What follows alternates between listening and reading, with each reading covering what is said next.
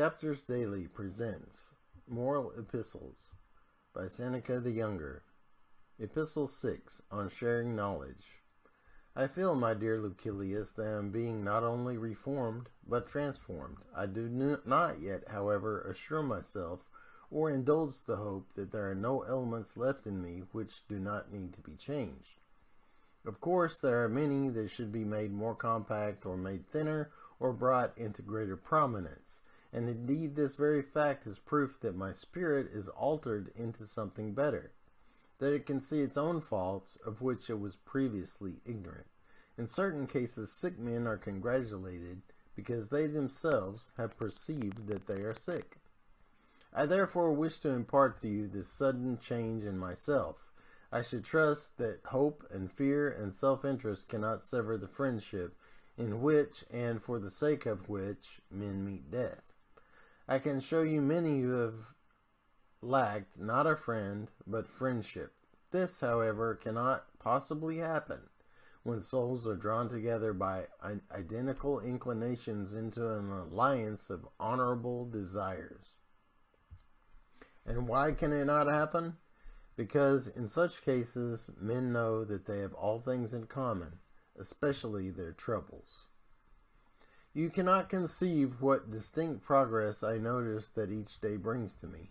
When you say, "Give me also a share of these gifts which you have found so helpful," I reply that I am anxious to heap all these privileges upon you, and that I am glad to learn in order that I may teach.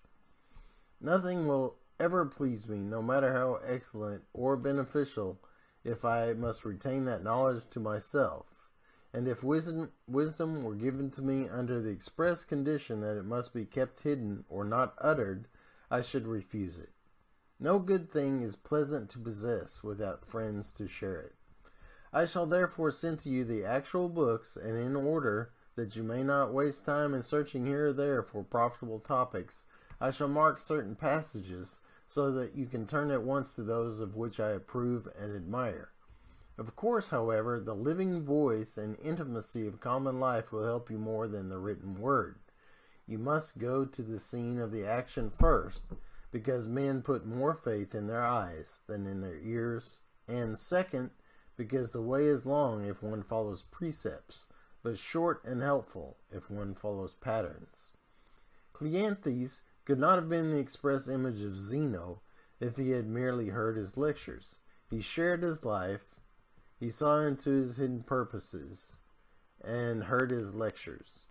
He watched him to see whether or not he lived according to his own rules.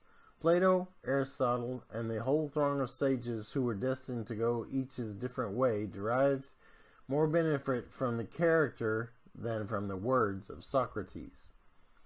It is not the classroom of Epicurus, but living together under the same roof that made great men of Heterodorus, Hermachus, and Polyaenus. Therefore I summon you, not merely that you may derive benefit, but that you may confer benefit, for we can assist each other greatly. Meanwhile, I owe to you my little daily contribution, and you shall be pleased today to hear the writings of Hecato. I find these words.